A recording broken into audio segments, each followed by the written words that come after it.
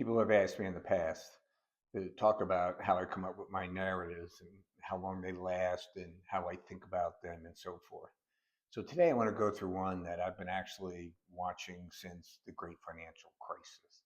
And now it's turning into a spot where I believe that there's a crossroads that are coming to. And so the narrative is not going to finish here, but what I'm going to do is I'll go through all what I know, what I follow, and then you let me know where you think the narrative is going to go. Okay. And I think there's three main avenues. So let's see what the avenues are. So, what I'm talking about here is HSBC. And I first came upon them during the great financial crisis, and all the banks were in crisis. We were learning things every day, trust me. And HSBC, I remember thinking when the news came out that they cut their dividend, I think it was like 30%, 29, 30%. It was a weird number. And the Chinese in Hong Kong went nuts. They were totally unhappy. And the only reason I remember this is we were in a great financial crisis. That they only cut it by 30%, I thought was insane that way. And they thought it was insane that they cut it by 30%.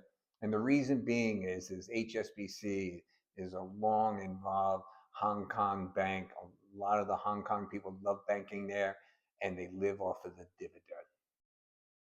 So we'll revisit this at the end when we go through this, but you can see here's a chart of HSBC and you see that it just took a downward thing here. So it looks like it was, I don't know, 72, 73. Now it's like 67, 68. It's kind of flat today. Um, but this is what the chart looks like, all right? So you can see here in the second paragraph, in the depths of the great financial crisis, 2009, HSBC cut its annual dividend by 29%. The first cut in decades, and it raised capital to weather loan losses and the global stress.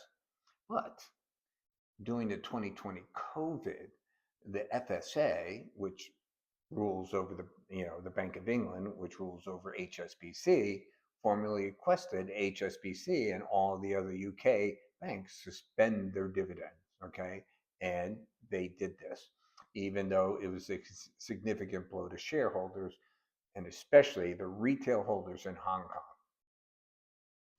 So the Asian shareholders of HSBC for years have been, let's say, unhappy with what was going on at HSBC.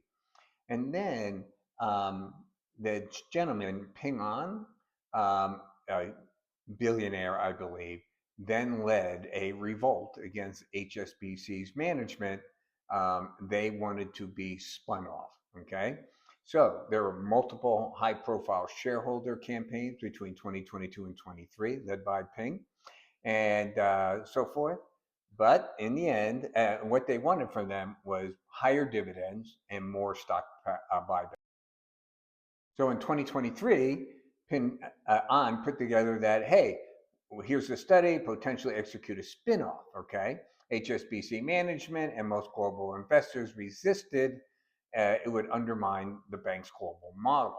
Ultimately, the proposals were overwhelmingly rejected, okay? And so I figured this was it. Now, HSBC had made conciliatory moves and so forth and so on.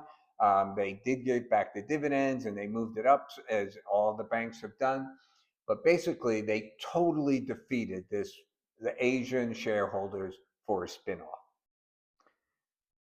And then out of the blue, okay, on January 1st, 2025, HSBC announced, remember, they overwhelmingly beat back the Asian shareholders, okay?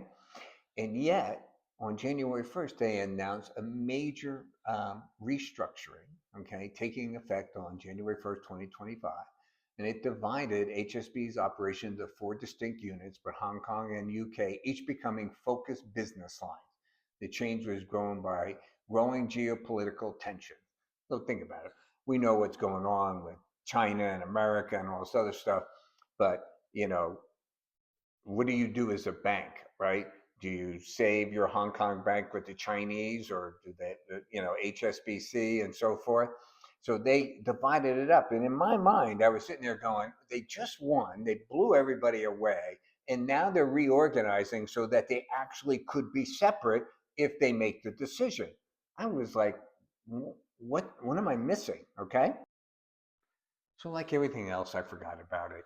I figured, I didn't hear any other news. And then in August, HSBC flagged 73% of Hong Kong commercial property loans as risky. Now, I don't remember anyone coming out and asking them or anything like that.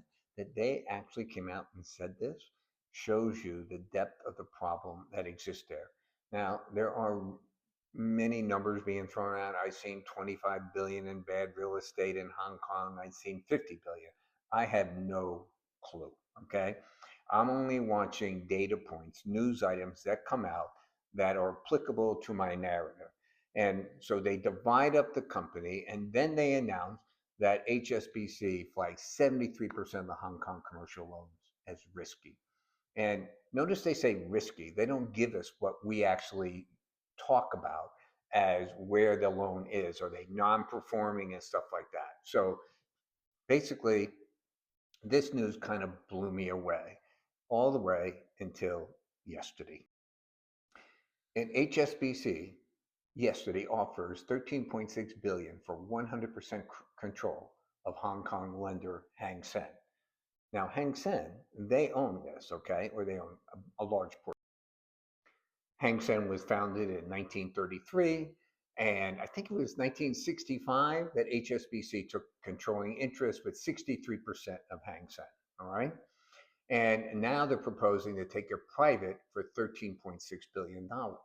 Now, to get this done, HSBC announced that guess what?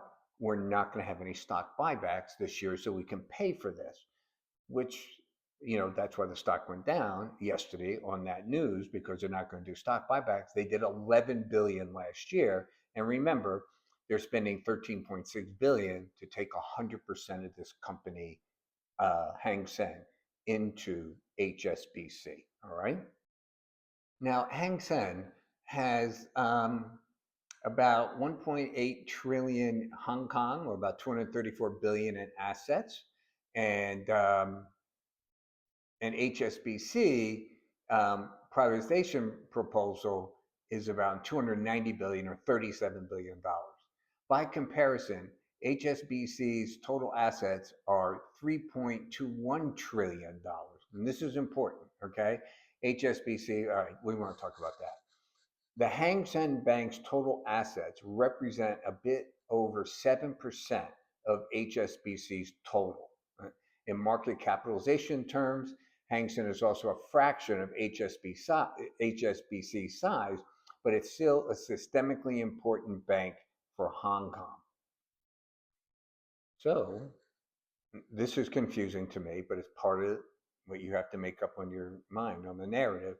They paid a 30% premium for Hang Seng. This is where they're throwing me off. I don't get it. Okay. Now, HSBC's went down 7.3% because it would not make any share buybacks in the next three quarters to generate enough cash for the deal. All right. So they're down 6% on that. And you can stop and read this, but basically their non-performing loan ratio that they admit to is 6.7% at the end of June, an all-time high.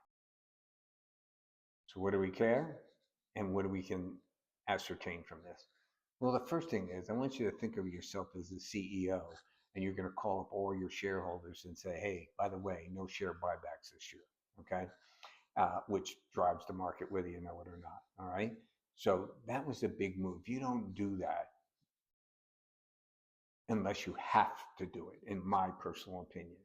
So I think the narrative is something like this. They're taking over Hang Seng, and they don't want to make the Chinese mad, so they pay a 30% premium.